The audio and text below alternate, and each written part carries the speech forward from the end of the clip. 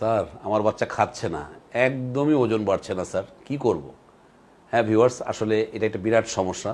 প্রতিদিনই আমাদের কাছে এই নিয়ে লোকজন আসছে, মা বাবার অত্যন্ত উদ্বিগ্ন থাকছেন যে একদমই খাচ্ছে না, বাচ্চা শুকনো হয়ে যাচ্ছে স্যার, কি করব?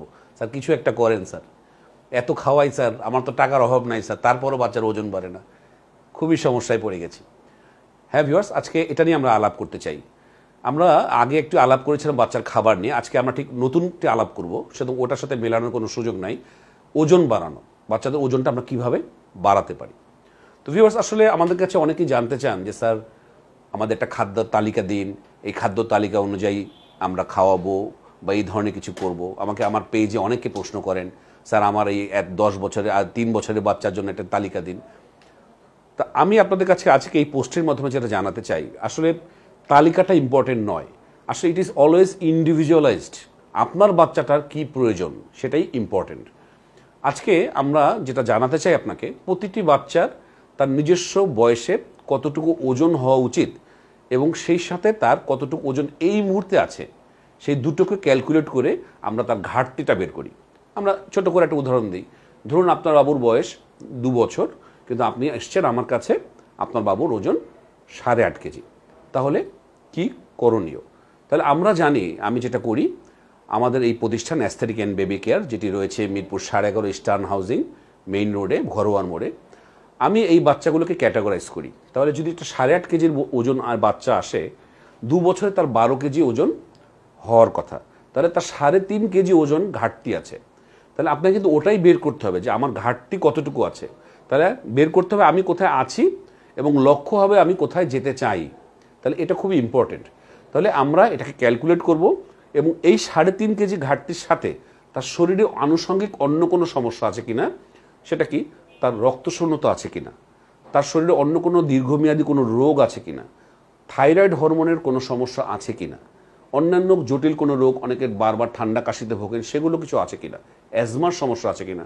আর আমি নিজে একজন কার্ডিওলজিস্ট, বাচ্চাদের হার্টের সমস্যা থাকলেও কিন্তু বাচ্চাদের ওজন আপনি যত ইনপুট দিন, আলটিমেটলি বাহ্যিকভাবে ওজনটা বাড়বে না।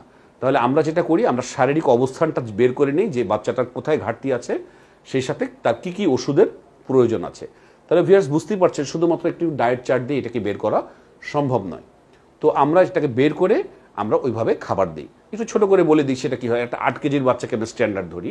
একটা 8 কেজির বাচ্চা সারাদিনে 800 ক্যালোরির প্রয়োজন রয়েছে। তাহলে আপনাকে এই 800 ক্যালোরি তাকে দিতেই হবে।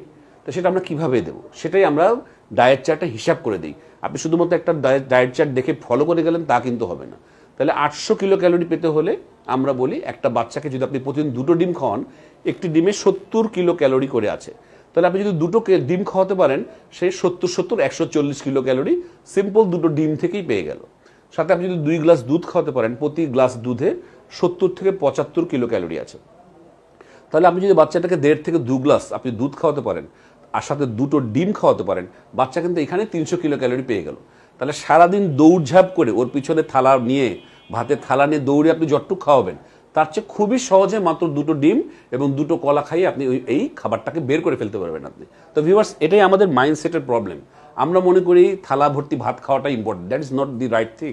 তাহলে আপনাকে একজন বিশেষজ্ঞ ডাক্তারই বলতে পারবে আপনার বাচ্চার আসলে কতটুকু ঘাটতি আছে, কত কিলো ক্যালোরি প্রয়োজন। আমি কিছু রুটিন ওষুধ আমরা দিই, সেটা আমরা একটু জানিয়ে দিচ্ছি আপনাদের সাথে। আমি যেটা প্র্যাকটিস করি সেটা হচ্ছে ভিটামিন সিরাপ দিই। আমি বাজারে পোগো পাওয়া যায়, স্কোয়ার কোম্পানি লিভ অয়েল পাওয়া যায়, আমি কোনো পার্টিকুলার ব্র্যান্ডের নাম বলতে যাচ্ছি না, সেই ব্র্যান্ডের ওষুধগুলো আমরা দিই। আর সাথে জিঙ্ক বেশ ভালো করে রুচি বাড়াতে।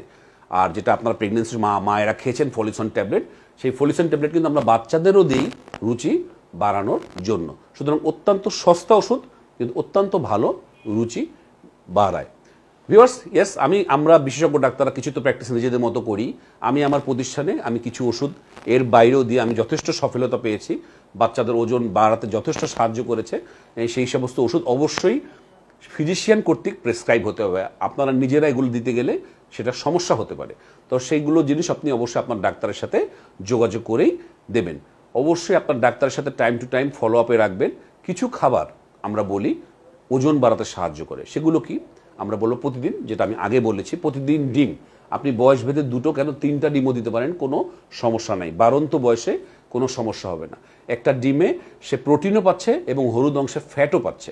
তাহলে প্রতিদিন আপনি ডিম দিন, কলা, ওই যে বললাম যে কোনো কলা, আমাকে জিজ্ঞেস করে স্যার কোন কলা খাওয়াবো, সাগর না, কোনো ব্যাপার না, আপনি যে কোনো ভালো কলা আপনি যদি ব্যবস্থা করতে পারেন 2টো কলা খাওয়ান, কোনো অসুবিধা নাই।